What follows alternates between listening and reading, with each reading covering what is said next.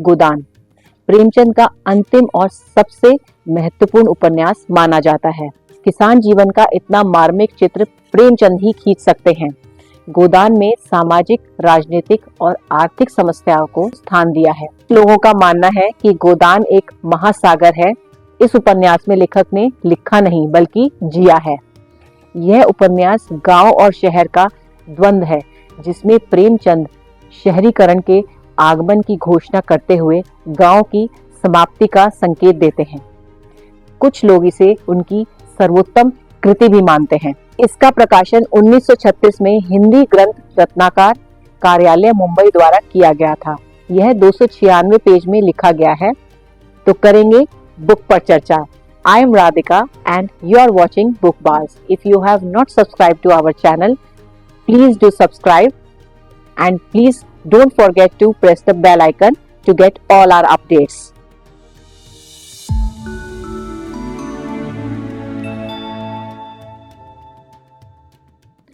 गोदान चरम यथार्थवादी उपन्यास है, जिसमें प्रेमचंद की प्रकाश अभ्यस्त आंखें पहली बार अंधेरे को देखने का साहस कर रही हैं। इसमें भारतीय ग्राम समाज एवं परिवेश का सजीव चित्रण है। गोदान ग्राम्य जीवन और कृषि संस्कृति का महाकाव्य माना जाता है। इसमें प्रगतिवाद, गांधीवाद, मार्क्सवाद का पूर्ण चित्रण हुआ है। गोदान हिंदी उपन्यास के विकास का उज्ज्वलतम प्रकाश स्तंभ है। इस उपन्यास में किसानों की आर्थिक स्थिति के अलावा विधवा विवाह, अंतरजातीय विवाह, बेमेल विवाह, अल्पोजा जैसी अनेक सामाजिक समस्याओं का भी बहुत सुंदर तरीके से पेश किया गया है। गोदान होरी की कहानी है, उस होरी की जो जीवन भर मेहनत करता है, अनेक कष्ट सहता है, केवल इसलिए कि उसकी मर्यादा की रक्षा हो सके और इसलिए वह दूसरों को प्रसन्न रखने का प्रयास भी करता है, किंतु उसे इसका फल नहीं मिलता और अंत में मजबूर होना पड़ता है। फिर भी अपनी मर्यादा नहीं बचा पाता।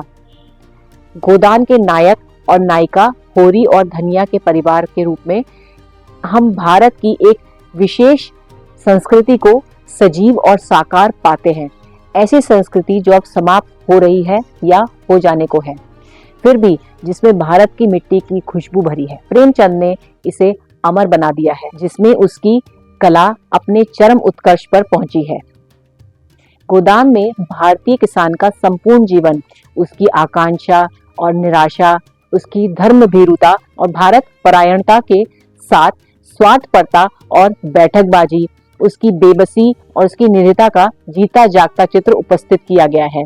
उसकी गर्दन जिस पैर के नीचे दबी है उसे सहलाता, कलेश और वेदना को झुठलाता है और अपनी झूठी भावना पर गर्व करता है, कर्ज में पिसता है, तिल तिल कांटों भरे मार्ग पर आगे बढ़ता है।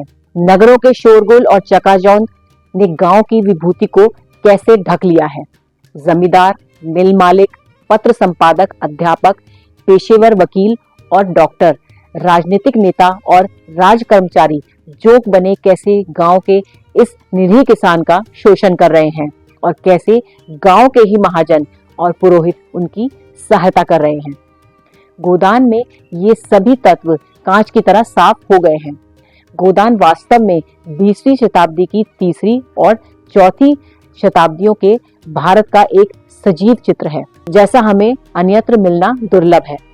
किसान भारतीय समाज की रीढ़ की हड्डी है, जो अब बहुत कमजोर हो गई है। मुंशी प्रेमचंद ने जो कुछ भी लिखा है वह आम आदमी की व्यथा कथा है, चाहे वह ग्रामीण हो या शहरी। गांव की अव्यवस्था, किसान की तड़प, ग्रामीण समाज की विसंगतियों, अंधविश्वास, उत्पीड़न और पीड़ा की सच्ची तस्वीर प्रस्तुत करता है। गोदान मुंशी प्रेमचंद की चिर परिचित शैली का जीता जागता उदाहरण है। गोदान जो जमीन की जुड़ी हकीकतों को बेनकाब करता है, विश्व की सर्वाधिक भाषाओं में अनुवाद होकर बिकने का गौरव केवल गोदान को ही प्राप्त है। इसके माध्यम से लेखक भारतीय जनजीवन में एक व्यापक परिवेश को उजागर करते हैं। भारतीय ग्रामीण जीवन के विभिन्न पहलुओं को उजागर कर ग्रामीण जीवन की स्थिति एवं उपन्यास के माध्यम से प्रेमचंद जी यह बताना चाहते हैं, महाजन युग में किसान के लिए अपने अस्तित्व को बनाए रखना असंभव हो गया था। गोदान के माध्यम से साम्राज्यवादी ताकतों का पर्दाफाश करते हुए विरोध किया है। होरी की कथा के माध्यम से प्रेमचंद ने यह दिखाया है कि एक छोटा किसान अपने जीने के लिए संघर्ष कर रहा है। यह उपन्यास किसानों की दुर्व्यवस्था पर आधारित है, जिसके फलस्वरूप उनका जीवन दयनीय हो गया है। यह बड़े बड़े जमींदारों द्वारा किसानों के शोषण पर केंद्रित है। इस उपन्यास में यह बताया गया है कि अत्याचार और शोषण काली शक्तियों के विरुद्ध संघर्ष करने से ही न्याय मिलता है। गोदान उपन्यास में प्रेमचंद जी ने होरी की लालसा, गांव की पूंजीपति लोगों का षड्यंत्र, नारी के प्रति लोगों की असम्मान की भावना, पंडित जी जैसे लोगों की बनाई गई कुरीति एवं किसान की समस्या व गरीबों के साथ हो रहे शोषण का चित्रण किया गया है। इसमें होरी अच्छी तरह जानता है कि उसका शोषण हो रहा है, फिर भी वह रूढ़ियों और संस्कारों से बंधा हुआ होने के कारण वह उनके प्रति क्रोधित नहीं हो पाता और वह शोषण के लिए वह अपने भाग्य को दोषी मानता है।